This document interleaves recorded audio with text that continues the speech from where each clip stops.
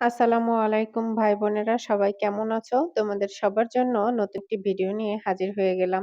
আজকের ভিডিওটি আশা করি তোমাদের অনেক উপকারে আসবে। আমার বিশ্বাস তোমরা ধৈর্য ধরে ভিডিওটি দেখবে।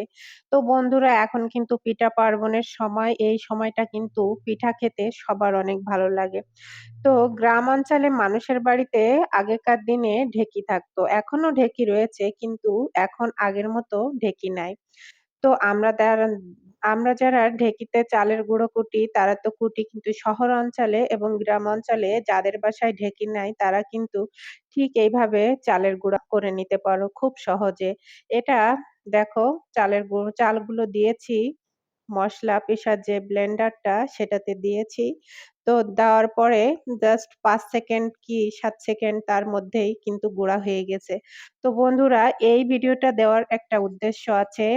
গ্রাম অঞ্চলে আমার বাসার আশেপাশেও অনেক আপুরা আছে বা আমার যারা আছে তারা দেখি যে ব্লেন্ডারে চালের গুঁড়ো করতে পারে না।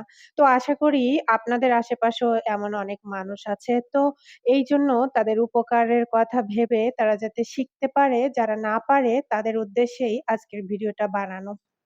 তো ব্লেন্ডারে চালের গুঁড়োটা করার জন্য চাল কিন্তু ১ম এ ১-১.৫ ঘন্টা ভিজিয়ে হালকা একটু লবণ দিয়ে পানিতে ভিজিয়ে রেখে দিতে হয়।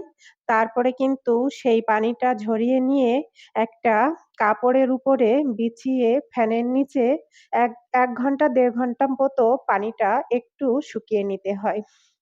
এই নরম চালটার পানিটা শুকিয়ে নিলে তারপরে কিন্তু এভাবে ব্লেন্ডারে দিলে গুঁড়োটা হয়। কিন্তু পানি সহ যদি দেন ব্লেন্ডারে তাহলে কিন্তু গুঁড়োটা হবে না। ব্লেন্ডারটা আটকে যাবে, এমনকি ব্লেন্ডারটা জ্বলেও যেতে পারে।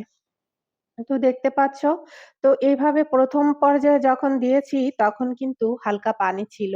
কিন্তু ২য় বার যখন দিব এই সুজিটা তখন কিন্তু পানি ছিল না। তো মা চাচিরা যেমন ঢেঁকির মধ্যেও যখন গুঁড়োটা বাইরে ফুটে উঠতো তখন কিন্তু এভাবে পানি মাখিয়ে নিয়ে তারপরে কিন্তু ব্লেন্ডারে দিত।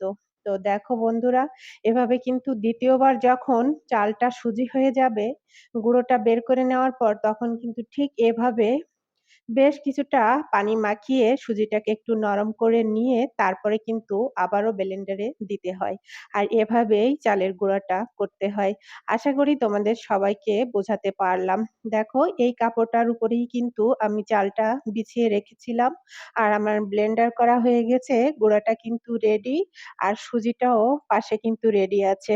তো অনেকের হয়তোবা উপকার হবে ভিডিওটি দেখে। যাদের উপকার হবে অবশ্যই জানাবে।